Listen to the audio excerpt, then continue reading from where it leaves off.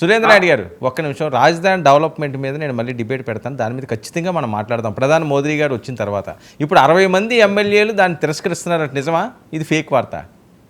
ఎక్కడ 60 మంది కాదు కదా, ఒక్కరు కూడా తిరస్కరించేవాడు ఎవరు లేదు సార్. ఎమ్మెల్యేలలో అందరూ మూకుమ్మడిగా అమరావతి అనేది ప్రపంచంలో నెంబర్ 1 గా ఉండాలి, ఇది సెల్ఫ్ ఫైనాన్స్ సిటీగా అభివృద్ధి చెందాలనే కోరికతోనే. ఏంటి లోకేష్ గారిని ముఖ్యమంత్రి చేస్తారట?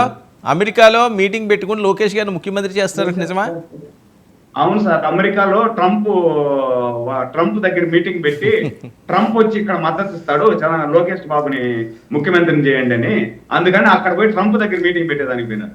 మాకేం సార్, ఇప్పుడు లోకేష్ బాబుని ముఖ్యమంత్రి చేయాలంటే మేమేం చేయలేమా? మాకు ఇంకొకటి మద్దతు కావాలన్నా, లేకపోతే ఇంకొకరు అమెరికా వాడు కావాలన్నా, లేకపోతే పాకిస్తాన్ వాడు కావాలన్నా? మాకు తెలుసు లోకేష్ బాబును ముఖ్యమంత్రి చేయాలంటే చేస్తాం, ఇబ్బంది ఏం లేదు.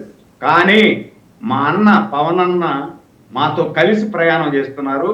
పవన్ అన్న చంద్రబాబు నాయుడు ఫస్ట్, దాని తర్వాత పవన్ కళ్యాణ్ గారు, దాని తర్వాత లోకేష్ బాబు గారు.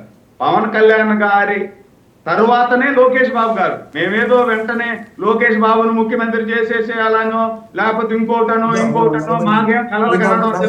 ఆయనకి చాలా వయసు ఉంది, చాలా రాజకీయ జ్ఞానం ఉంది, ఇంకా చాలా టైం ఉంది. ఆయన ముఖ్యమంత్రి కావాల్సినప్పుడు అవుతాడు. ఇప్పుడు వెంటనే రేపు తెల్లారి ముఖ్యమంత్రి అయిపోవాలని లోకేష్ బాబు గారికి లేదు, మాకు లేదు. మా ముందున్నటువంటి ధ్యేయం ఏంది? 30 సంవత్సరాలు వైసీపీ ఈ రాష్ట్రాన్ని వెనక్కి తీసుకెళ్ళింది. 10 లక్షల కోట్ల రూపాయలు ఈ రాష్ట్ర ప్రజల మీద అప్పు చేసి పెట్టేసి వెళ్ళిపోయింది. ఆ అప్పు తీర్చాలి. 30 సంవత్సరాలు వెనుకపోయినటువంటి ఆంధ్రప్రదేశ్ ను నెంబర్ 1 ఆంధ్రప్రదేశ్ గా తయారు చేయాలా?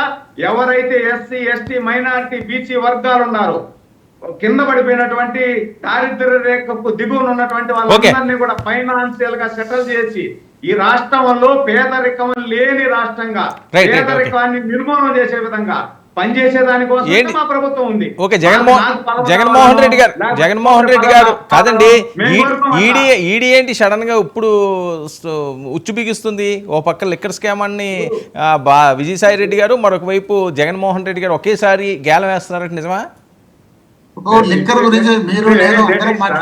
లేట్ అయింది, ఒక నిమిషం లేట్ అయింది. నన్ను అడిగారు ఇప్పుడే లేట్ అయింది సార్. ఎప్పుడో వెళ్ళుండాల్సింది ఆయన లోపలికి.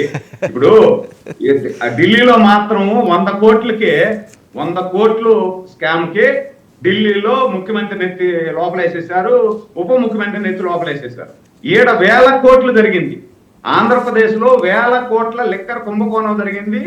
ఎవరైతే లిక్కర్ సేవిస్తారో 25 సంవత్సరాలు సేవించే దాని మీద కూడా అప్పు తెచ్చేశారు. ఎక్కడ కూడా పేటిఎం, ఏటీఎం లేకుండా ఓపెన్ గా చేసేసారు వీళ్ళు, ఇష్టానుసారం చేశారు. ఇది కాకుండా ఆల్రెడీ 43,000 కోట్లు ఆల్రెడీ ఈడీ అటాచ్మెంట్ చేసింది.